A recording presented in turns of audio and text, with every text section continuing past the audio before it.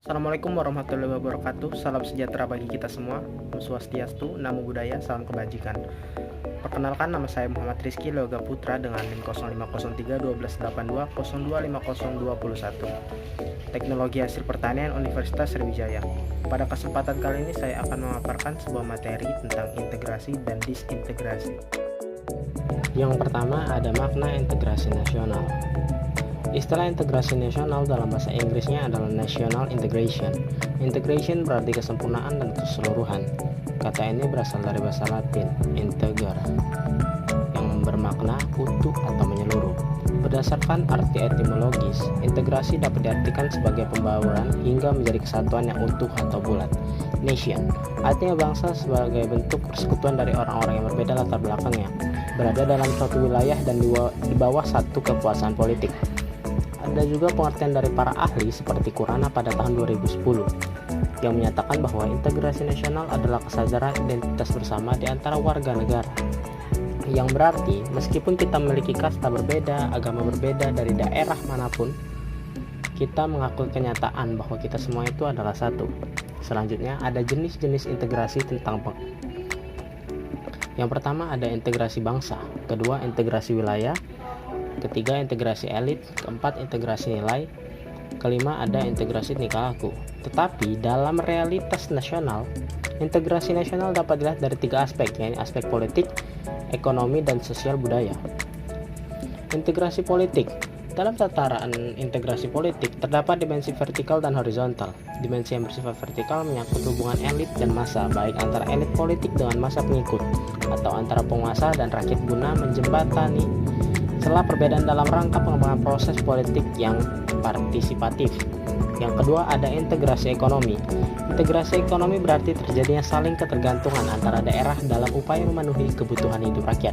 Adanya saling ketergantungan ini menjadikan wilayah dan orang-orang dari berbagai latar akan mengadakan kerjasama yang saling menguntungkan dan sinergis. Yang ketiga ada integrasi sosial budaya. Integrasi ini merupakan proses penyesuaian unsur-unsur yang berbeda dalam masyarakat sehingga menjadi satu kesatuan. Unsur-unsur yang berbeda tersebut dapat meliputi ras, etnis, agama, bahasa, kebiasaan, sistem nilai, dan sebagainya. Integrasi sosial budaya juga berarti kesediaan bersatu bagi kelompok-kelompok sosial budaya di masyarakat, misalnya suku, agama, dan ras. Selanjutnya, adapun pentingnya integrasi nasional bagi negara kita. Negara atau sebuah bangsa yang baru seperti halnya Indonesia setelah tahun 1945 untuk membangun suatu integrasi juga menjadi tugas yang penting. Ada dua hal yang dapat menjelaskan hal ini. Yang pertama, pemerintah kolonial Belanda tidak pernah memikirkan tentang perlunya membangun kesetiaan nasional dan semangat kebangsaan pada rakyat Indonesia. Penjajah lebih mengutamakan membangun kesetiaan kepada penjajah itu sendiri dan guna kepentingan integrasi pribadi kolonial. Yang kedua, bagi negara-negara baru, tuntunan integrasi ini juga menjadi masalah pelik, bukan saja karena perilaku pemerintah kolonial sebelumnya, tetapi juga latar belakang bangsa yang bersangkutan. Negara atau bangsa, atau disebut juga nation state, merupakan negara yang di dalamnya terdapat dari banyak suku bangsa, yang selanjutnya bersepakat bersatu dalam sebuah bangsa yang besar. Suku-suku itu memiliki pertalian primordial yang merupakan unsur negara dan telah menjelma menjadi kesatuan etnik yang selanjutnya menuntun pengakuan dan perhatian pada tingkat kenegaraan. Selanjutnya, dengan adanya integrasi tentunya ada juga disintegrasi. Disintegrasi bangsa adalah memudarnya kesatu paduan antar golongan dan kelompok yang ada dalam suatu bangsa yang bersangkutan. Gejala disintegrasi merupakan hal yang dapat terjadi di masyarakat. Masyarakat suatu bangsa pastilah menginginkan terwujudnya integrasi, namun dalam kenyataannya yang terjadi justru gejala disintegrasi. Disintegrasi memiliki banyak ragam, misalkan pertentangan fisik, perkelahian, tawuran, kerusuhan, revolusi, bahkan bisa sampai menjadi perang. Di perkembangannya, sejarah integrasi di Indonesia. Sejarahnya dimulai dengan model integrasi Imperium Majapahit. Model integrasi ini bersifat kemaharajaan atau imperium di Majapahit. Struktur kemaharajaan yang luas berstruktur konsentris. Dimulai konsentris pertama yaitu wilayah inti kerajaan, Nagaragung. Konsentris kedua adalah wilayah di luar Jawa, mancanegara, dan pasisiran. Dan konsentris ketiga adalah tanah Sabrang. Selanjutnya ada juga model integrasi kolonial. Model integrasi kedua disebut dengan integrasi atas wilayah Hindia Belanda baru. sepenuhnya dicapai pada awal abad ke-20 dengan wilayah yang tertentang dari Sabang sampai Merauke. Pemerintah kolonial mampu membangun integrasi wilayah dan menguasai maritim, sedang integrasi vertikal antara pemerintah pusat dan pemerintah daerah. Integrasi model kolonial ini tidak mampu menyatukan segenap keragaman bangsa Indonesia, tetapi hanya untuk maksud menciptakan kesetiaan tunggal pada penguasa kolonial. Selanjutnya ada model integrasi nasional Indonesia yang kita pakai. Model integrasi ketiga merupakan proses berintegrasinya bangsa Indonesia sejak tahun 1945 atau setelah kemerdekaan. Integrasi model ini dimaksudkan untuk membentuk kesatuan yang baru, yakni bangsa Indonesia yang merdeka, memiliki semangat juang yang tinggi serta nasionalisme dan kesadaran kebangsaan yang baru. Model integrasi nasional ini diawali dengan tumbuhnya kesadaran berbangsa khususnya pada diri orang-orang Indonesia yang mengalami proses pendidikan sebagai dampak dari politik etis pemerintah kolonial Belanda. Pada masa-masanya ada beberapa tahap, yaitu ada masa perintis. Masa perintis adalah masa dimulai dirintisnya semangat kebangsaan melalui pembentukan organisasi, pergerakan. Masa ini ditandai dengan adanya pergerakan Budi Utomo pada tanggal 20 Mei 1908 yang juga dicamkan sebagai Hari Kebangkitan Nasional. Tahap kedua ada masa penegas. Masa penegas adalah masa dimulainya ditegaskannya semangat kebangsaan pada diri bangsa Indonesia dan masyarakat Indonesia yang ditandai dalam peristiwa Sumpah Pemuda pada tanggal 28 Oktober 1928. Adapun tahap selanjutnya masa percobaan. Masa percobaan ini diibaratkan tentang organisasi-organisasi pergerakan yang tergabung dalam GAPI atau Gabungan Politik Indonesia pada tahun 1938 yang mengusulkan Indonesia berparlemen. Selanjutnya ada tahap masa pendobrak. Pada masa ini semangat dan gerakan kebangsaan Indonesia telah berhasil mendobrak belenggu penjajah dan menghasilkan kemerdekaan. Kemerdekaan Indonesia diproklamasikan pada tanggal 17 Agustus 1945. Sejak saat itu bangsa Indonesia menjadi bangsa yang merdeka, bebas dan sederajat dengan bangsa lain. Di perkembangannya juga Indonesia memiliki beberapa ancaman. Contohnya, ada 5 pendekatan yang bisa kita sebut sebagai faktor menentukan tingkat integrasi suatu negara. Menurut Howard Riggins dalam Muhammad and Colin Max Andrews pada tahun 1995 menyebut ada 5 pendekatan atau cara bagaimana cara pemimpin politik mengembangkan integrasi bangsa. Yang pertama dengan adanya ancaman dari luar. Dengan adanya ancaman dari luar tentu saja dapat menciptakan integrasi masyarakat. Masyarakat tentunya akan bersatu meskipun berbeda suku, agama, ras, dan etnis. Ketika menghadapi musuh bersama, contohnya pada saat penjajah Belanda ingin mengambil wilayah Indonesia, seluruh rakyat Indonesia menyatu padu untuk mengusirnya.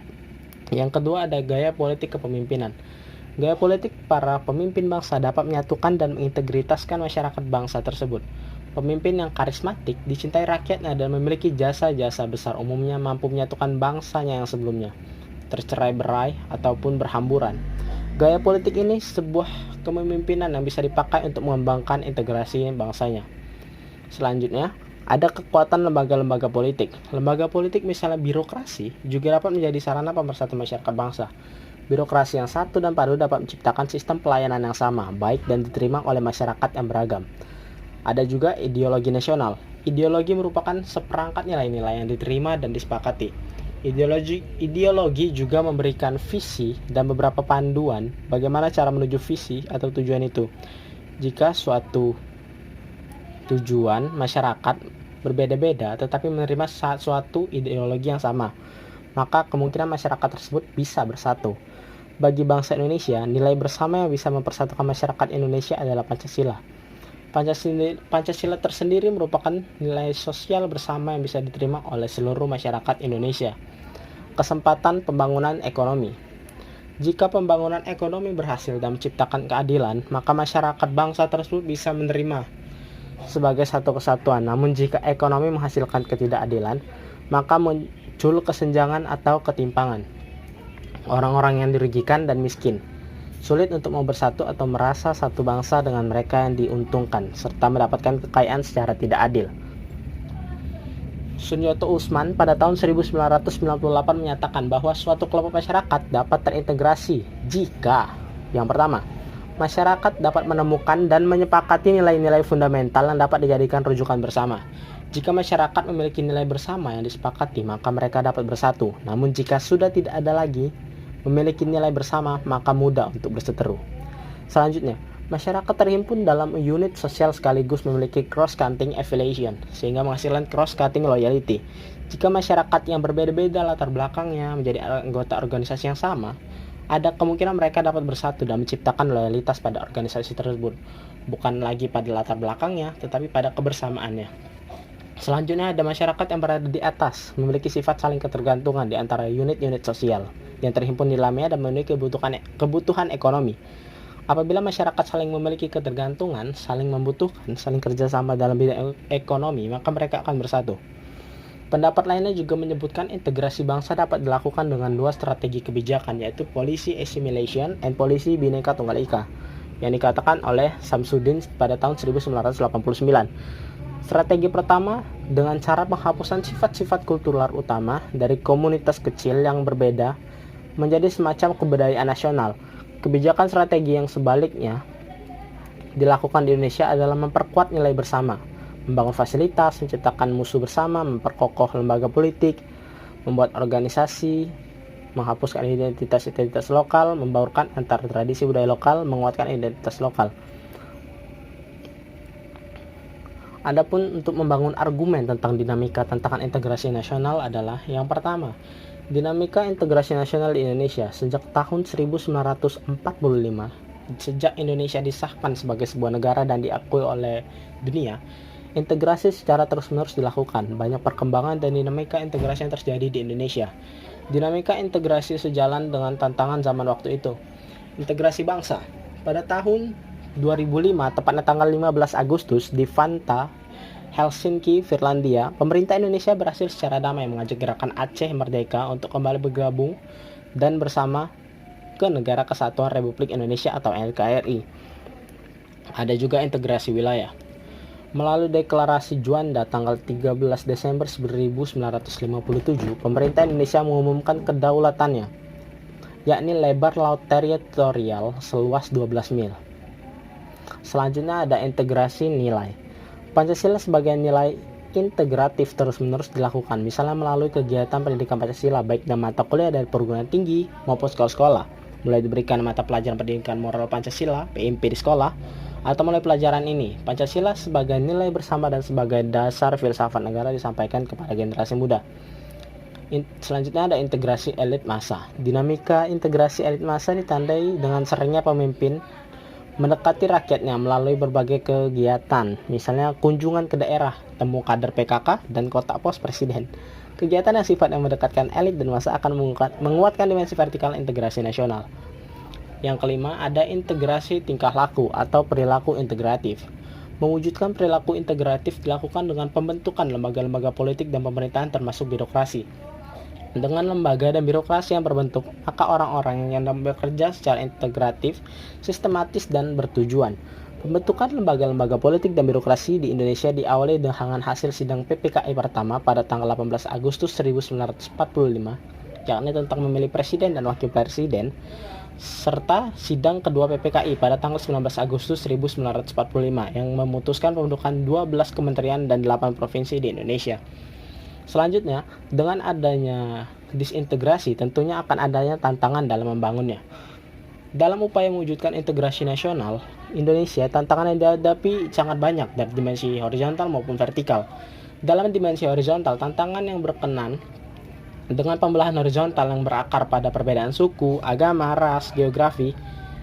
Sedangkan dalam dimensi vertikal, tantangan yang ada adalah berupa celah perbedaan antara elit dan massa, di mana latar belakang pendidikan kekotaan menyebabkan kaum elit berbeda dari massa cenderung berpandangan tradisional terkait dengan dimensi horizontal ini.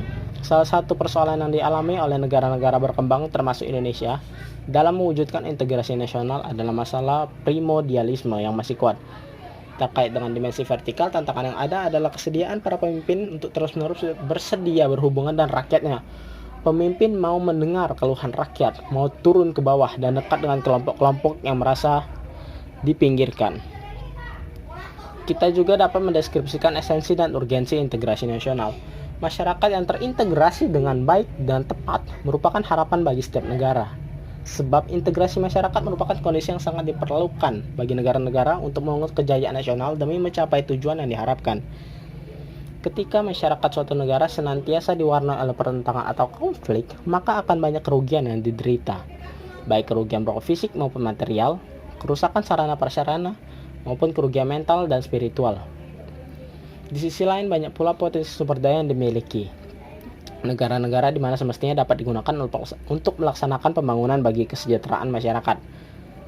Integrasi masyarakat yang sepenuhnya memang sesuatu yang tidak mungkin diwujudkan, karena setiap masyarakat di samping membawa potensi integrasi juga menyimpan potensi konflik atau pertentangan, persamaan kepentingan, kebutuhan, dan kerjasama serta konsensus tentang nilai-nilai dalam masyarakat.